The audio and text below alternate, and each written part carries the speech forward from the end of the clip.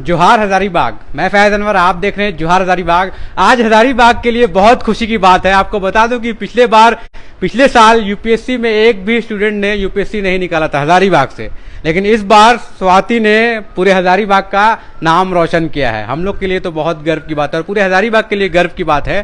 कितना रैंक आया, कैसे तैयारी किया इन्होंने, और सबसे बड़ी बात है पता चला कि कोई भी कोचिंग नहीं गई फिर भी यूपीएससी में किस तरह से सफल हुई, आइए जानते हैं। बहुत बहुत बधाई सबसे पहले स्वाति आपको। Thank you. और आप बताइए कैसे शुरू हुई आपकी स्कूलिंग, कहाँ से हुई और कैसे शुरुआत की आपने पढ़ाई अपनी? सर मेरी स्कूलिंग जो है 12th तक डीएवी पब्लिक स्कूल हज़ारीबाग से हुई। उसके बाद मैंने फिजिक्स ऑनर्स में सेंट कोलम्बस कॉलेज से ग्रेजुएशन किया 2021 में। अच्छा। और सर 2022 मेरा फर्स्ट अटैम्प्ट था। अच्छा। और मेरी फर्स्ट अटैम्प्ट में इस बार ऑल इंडिया रैंक 490 आई है। फर्स्ट अटेम्प्ट में ही हो गया? Yes sir. तो ये बताइए, जब स्कूल में थे तो क्योंकि स्कूल में भी बहुत सारे ऐसे होते हैं कि टॉपर लिस्ट में आता है, तो आपका क्या रैंक होता था 11th और 12th में? सर मैं तो स्कूल में मेरे हिसाब से मेरा हमेशा अच्छा रैंक रहता था। टीचर्स भी काफ़ी तारीफ़ करते थे कि मैं सारे करिकुलर एक्टिविटीज़ में भी पार्ट लेती थी। अच्छा। और स्कूल में लीडर्स पोजीशन पे भी मैं रही हूँ, तो उस समय से मुझे एक इंस्पिरेशन था कि सिविल सर्विसेज में आना है, तो ऐसा कुछ था। तो जैसे मतलब क्या इंस्पिरेशन कब से आया, किस क्लास में, 5 में, 6 में, या फिर बचपन से ऐसा कुछ शौक था, किसी को देख के मोटिवेट हुए कि हमको सिविल सर्विसेज में जाना है? Sir back of the mind ये चीज़ तो था कि सिविल सर्विसेज में आना है, हाँ। बट एक क्लैरिटी नहीं थी। बट जिस तरह से ग्रेजुएशन किया कुछ क्लैरिटी आई, यूपीएससी एग्ज़ाम के बारे में जाना, पता चला कि इस एग्ज़ाम में क्या डिमांड है और किस तरीके से तैयारी होती है।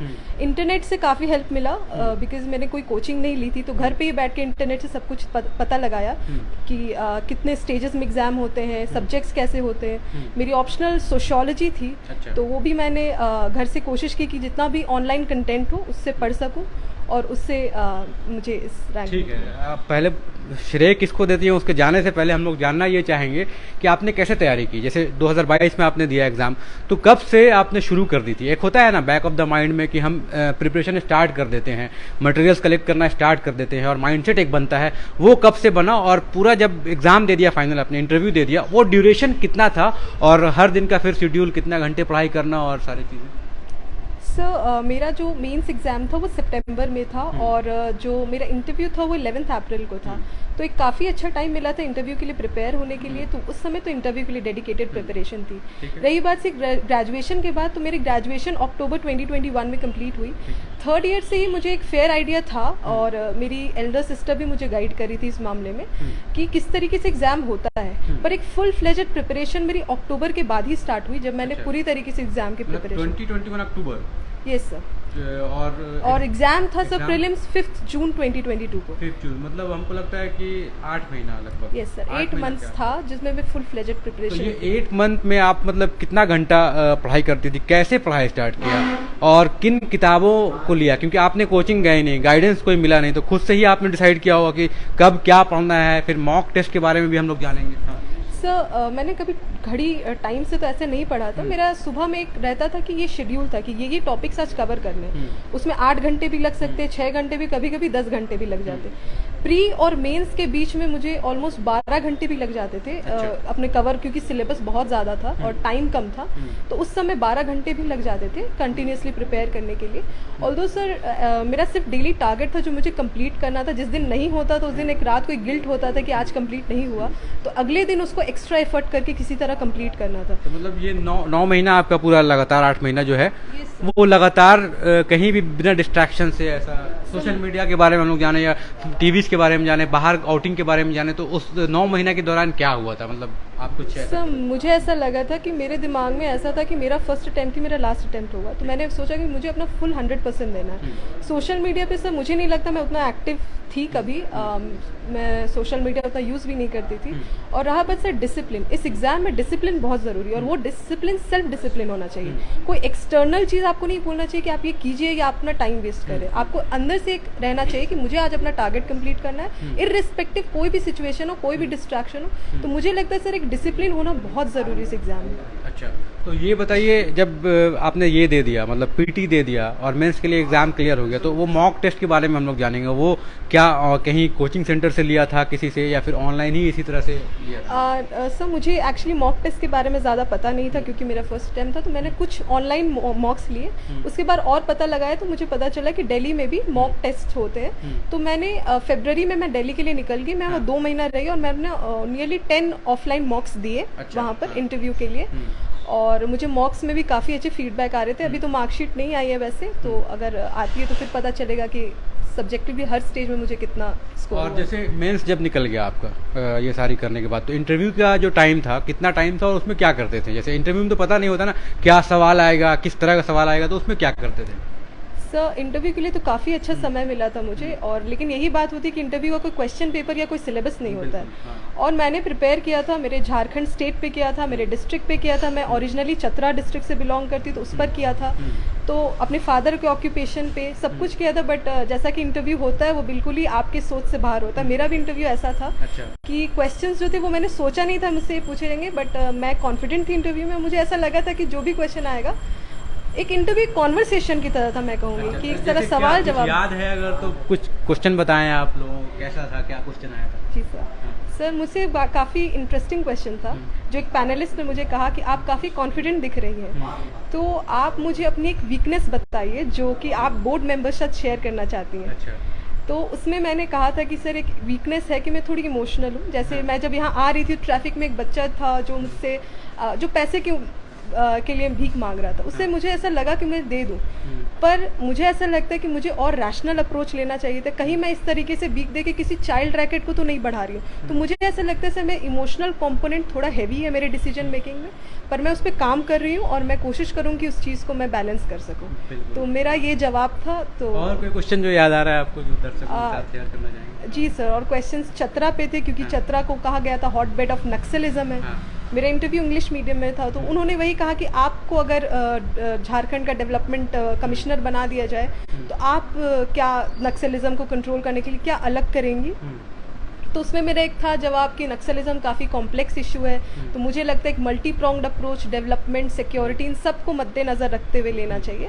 तो ये सारी चीज़ें मैंने कही थी। और सर क्वेश्चंस ये भी थे। कुछ ऐसा ऑफ बीट भी क्वेश्चन था, हम लोग जहाँ सुनते हैं कि कुछ ऐसा क्वेश्चन आता है जो आउट ऑफ द बॉक्स होता है, जो आपके कोर्स से नहीं होता है, ऐसा कुछ क्वेश्चन? नहीं सर, ऐसा कोई क्वेश्चन नहीं था। क्वेश्चन सब कुछ मेरे डैफ जो डिटेल एप्लीकेशन फॉर्म भराया जाता उसी पर था।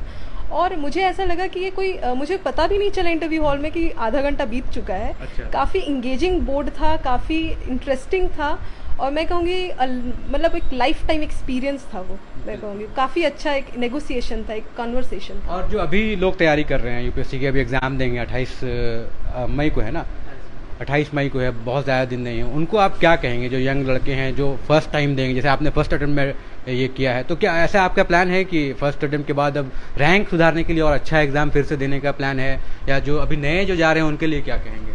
सर एक्चुअली मुझे तो मेरी डिज़ायर्ड सर्विस शायद इस रैंक में नहीं मिलेगी, तो मैं प्रोबेबली दोबारा इस एग्ज़ाम को देने की कोशिश करूँगी। तो मतलब क्या दिमाग में आईपीएस है, आईएएस है, क्या है? सर मेरे दिमाग में इंडियन एडमिनिस्ट्रेटिव सर्विस है। अच्छा। जो मुझे मेरा डिज़ायर्ड सर्विस है।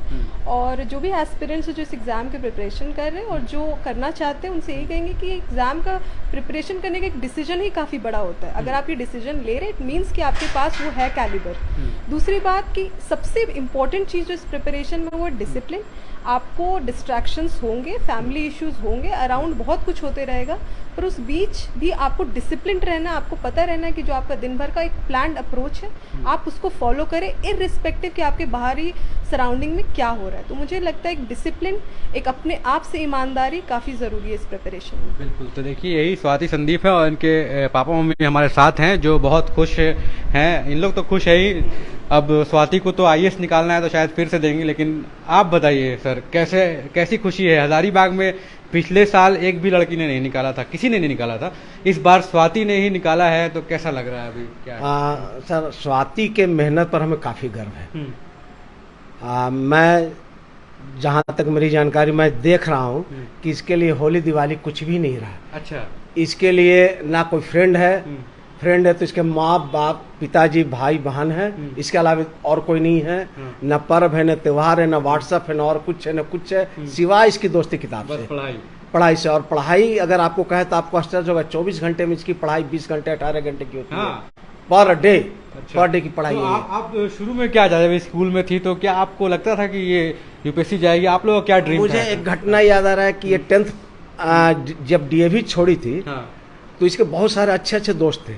एक दिन दोस्त लोग को बुलाया, पार्टी घर पर चला और बोला कि आज से सबकी दोस्ती खत्म। अच्छा।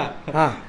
हमने कहा कितना अच्छा, बिना दोस्त का तो हम लोग रह नहीं सकते। ये सबकी दोस्ती तोड़ दी। अच्छा। उसके बाद किताब से अपनी दोस्ती कर ली। अच्छा। और उसके बाद मतलब वो ड्रीम पहले से था। हमें तो आश्चर्य लगा। ऐसा तो हम और लोगों को तो नहीं सुने, लेकिन हम इसका तो देखें कि अपनी दोस्ती को त्याग दी, किताब से दोस्ती की और फिर लगातार किताबों के साथ जुड़ी रही। बिल्कुल, दोस्त तो बहुत बन जाएंगे, लेकिन यूपीएससी कभी कभी आता है, साल में एक बार आता है। माँ जी आप बताइए कैसा लग रहा है, आपका क्या सपोर्ट रहा और अभी क्या है? मतलब वो हमको तो बहुत अच्छा लग रहा है, बहुत ही खुशी हुई है कि मेरी बेटी इतना दूर तक पहुंची। और बेटी से हमें उम्मीद भी यही थी, क्योंकि वो काफ़ी लेबोरियस बचपन से रही है और अपने स्कूल की टॉपर हमेशा रही है। वो सेंट कोलम्बस ऑनर्स में भी वो टॉपर रही है। वो शुरू से ही काफ़ी लेबोरियस है, काफ़ी मेहनती है और वो अभी भी अपने रैंक से खुश नहीं है। वो प्रीलिम्स 28 को फिर से देगी और जब तक उसको आईएएस नहीं मिलेगा तब तक उसको कोई संतुष्टि नहीं है। बिल्कुल। तो आपका क्या सपना था कि बड़ी होके ये आईएएस में ही जाए? बिल्कुल बिल्कुल, हमें तो बहुत इससे उम्मीद था। रैंक इसका नहीं आया, पता नहीं क्यों, लेकिन हमको अभी भी संतुष्टि, जितना ये बच्चा लेबर करती है उतना इसको मिला नहीं। अच्छा। और इसलिए वो संतुष्ट भी नहीं है। वो हमसे आज रोई है आके कि मम्मी हम अच्छा रैंक नहीं ला सके, इसके लिए सॉरी। तो हम बोले कोई बात नहीं बेटा, अगले बार तुम जरूर करोगी और हमको उम्मीद है कि ये करेगी। बहुत ही लेबोरियस है बच्ची, बहुत सीधी, इसको दुनिया से कोई मतलब नहीं रहता। ये तो कभी कभी दिन का सूरज भी नहीं देख पाती है, इस टाइप की बच्ची मेरी है। तो काफ़ी प्राउड है हम अपने बच्चे पे करते हैं और काफ़ी खुशी हुई है हमको। तो देखिए यही है। अब स्वाति ने खैर हजारीबाग के लिए बहुत प्राउड की बात है। अब इनका जो ड्रीम है आईएएस निकालना, एक ना एक दिन शायद वो भी निकाल लेंगे और हम लोग इंटरव्यू करते रहेंगे आके इनका। तो यही है, आज जो है पूरा हजारीबाग में एजुकेशन का माहौल रहा। इंदिरा गांधी की लड़की ने 10th में पूरे जिला में टॉप किया और उसके बाद झारखंड में पूरे रैंक 3 आई है। इंटर साइंस कॉलेज के एक लड़के ने इंटर साइंस में, साइंस सब्जेक्ट में रैंक 3 लाया पूरे स्टेट में और पूरे जिला में टॉप किया है। और आज एक और खुशी की बात है कि स्वाति संदीप नाम है इनका और इन्होंने यूपीएससी में रैंक 490 लाया है। पिछले साल एक भी लड़का हजारीबाग से क्वालिफाई नहीं कर पाया था। और सबसे बड़ी बात है कि घर पे रह के ही इन्होंने तैयारी की है, कहीं कोचिंग नहीं की है। सिर्फ दिल्ली में गई थी थोड़ा मॉक टेस्ट देने के लिए, जब इनका सब कुछ क्लियर हो गया था। उसके बाद आगे भी ऐसे ही तैयारी करेंगे और ये इनका जो एम है आईएएस निकालना, वो शायद इस बार हो जाएगा। तो इस बार क्या चांस है, हो जाएगा? कोशिश पूरी रहेगी। और तो मेहनत और ज्यादा कर रहे हैं, क्या इम्प्रूव करना चाह रहे हैं? पहले सीडीएस निकाल चुकी है। अच्छा हाँ, एक चीज़ और है, इसके पापा बता रहे हैं कि इसके पहले सीडीएस निकाल चुकी हैं। तो सीडीएस भी बहुत टफ एग्जाम होता है, हम लोग वो जानते हैं। ये सर, वो तो जस्ट आफ्टर मेरा ग्रेजुएशन बस हुआ था और मैंने सोचा था यूपीएससी सीडीएस लेता तो दे के देखते हैं। मेरा कोई ऐसा गोल नहीं था, तो मैंने दिया और मुझे ऐसा लगा कि सीडीएस हो गया। उसके बाद एसएसबी कॉल था, बट वो मेरे प्रीलिम्स के डेट साथ मैच कर रहा था, तो मुझे वहाँ एक टफ डिसीजन लेना पड़ा। मैं तो वहाँ आपको पता चल गया होगा कि आप यूपीएससी भी निकाल सकती हैं आराम से। तो ये सर, तो मैं प्रीलिम्स पे फोकस हो गई, मैं एसएसबी नहीं जा पाई। और यही था, सारी भी बहुत होगी क्योंकि रैंक अगर इम्प्रूव करना तो जो पहले और मेहनत करना पड़ेगा। लेकिन आप तो 20 घंटा आप पढ़ रहे हैं, पापा जैसा बता रहे हैं, आप कितना और पढ़ेंगे? नहीं सर, वो तो कभी कभी किसी दिन हो जाता था जिस दिन टारगेट नहीं होता था। अब मुझे ऐसा लगता है कि और सस्टेन्ड अप्रोच लेना होगा। जो तैयारी रखी है वो तो रहेगी, पर उस पर और वैल्यू एडिशन मुझे लगता है कि अभी करने की ज़रूरत है मेरे तरफ से। तो मुझे ऐसा लगता है कि अभी और एफर्ट्स हैं, अभी और मुकाम पाने हैं। तो अभी तो देखिए हमारे सामने आसमा और भी हैं। अभी कोई शेर था, याद नहीं आ रहा है अभी, कभी याद आएगा तो बता देंगे। तो यही थी हजारीबाग के लिए आज बहुत गर्व की बात है। हम लोग बात कर रहे थे हजारीबाग की स्वाति संदीप से, जिन्होंने यूपीएससी निकाला और 490 रैंक लाया। बहुत बहुत धन्यवाद। जोहार हजारीबाग, आपको बहुत बहुत धन्यवाद। Thank you so much sir.